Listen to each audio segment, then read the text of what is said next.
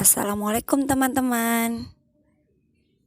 Hari ini kita akan menyimak kisah Nabi Ibrahim dan Nabi Ismail.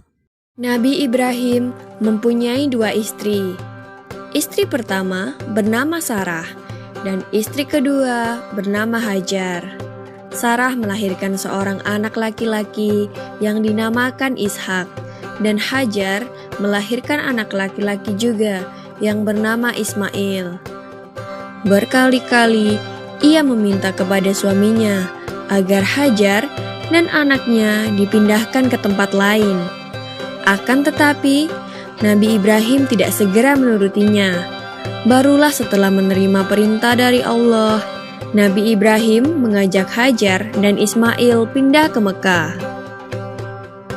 Ismail yang masih menyusu pada waktu itu terpaksa harus mengikuti kedua orang tuanya menempuh perjalanan yang begitu jauh dan melelahkan.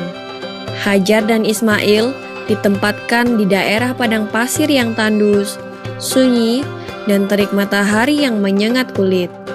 Tak ada seorang pun di sana kecuali mereka berdua. Setelah beberapa tahun Nabi Ibrahim alaihissalam meninggalkan anak dan istrinya itu, ia pun merasa rindu. Beberapa kali ia mengirim utusan untuk melihat keadaan anak dan istrinya itu. Dan ketika utusannya mengatakan bahwa anak dan istrinya dalam keadaan yang baik-baik saja, Nabi Ibrahim pun merasa lega. Ternyata kehidupan istri dan anaknya itu diberi serba kecukupan oleh Allah Subhanahu wa Ta'ala. Hajar dan Ismail dianggap sebagai pemilik dan pemimpin di Mekah, karena mereka berdualah yang pertama kali menetap dan bertempat tinggal di sana. Demikianlah Nabi Ibrahim tidak dapat menahan kerinduannya. Ia pun berangkat ke Mekah dan bertemu dengan Hajar dan Ismail di padang Arafah. Anak dan istrinya itu sedang menggembalakan hewan ternak yang cukup banyak. Dalam perjalanan pulang ke Mekah, setelah menggembalakan ternak, mereka beristirahat di Musdalifah karena kelelahan dan akhirnya tertidur. Dalam tidurnya yang sebentar itu, Nabi Ibrahim alaihissalam mendapat wahyu melalui mimpinya. Ia diperintahkan oleh Allah untuk menyembelih Ismail. Anak kesayangannya itu harus dikurbankan sebagai bukti patuhnya Nabi Ibrahim terhadap Tuhannya. Seketika itu juga Nabi Ibrahim terkejut dan berdebar-debar. Tampak begitu beratnya ujian kali ini. Ia pun akhirnya menguatkan hati demi rasa cintanya yang lebih besar kepada Allah Subhanahu wa Ta'ala.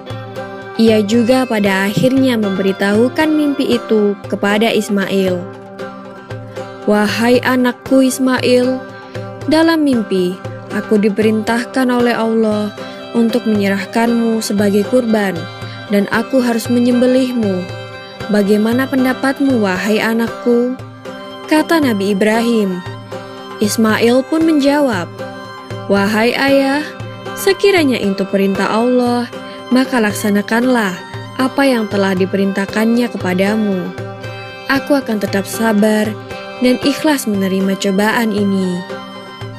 Dikisahkan iblis berusaha merintangi perintah Allah kepada Nabi Ibrahim. Berkali-kali iblis membujuk Nabi Ibrahim agar tidak melaksanakan perintah itu. Namun Nabi Ibrahim tetap melaksanakan perintah Allah, dan godaan iblis yang begitu dahsyatnya tak akan mampu meruntuhkan ketaatan Nabi Ibrahim kepada Allah. Nabi Ibrahim membawa Ismail ke atas bukit. Di sana, Ismail mengenakan kain penutup mata, dan pedang tajam pun sudah dipersiapkan.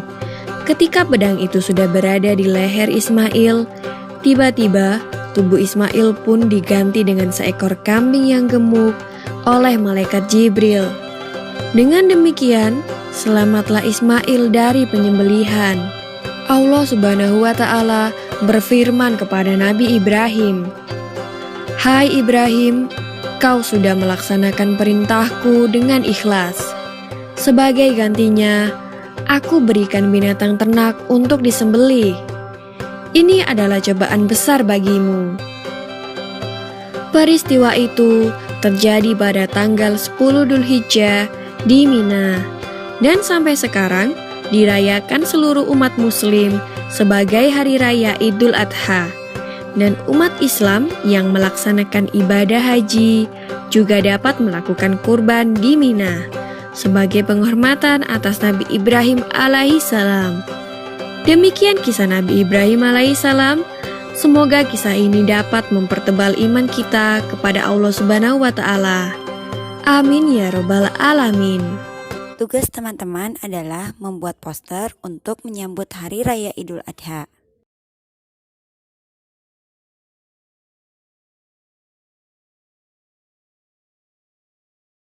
Wassalamualaikum warahmatullahi wabarakatuh.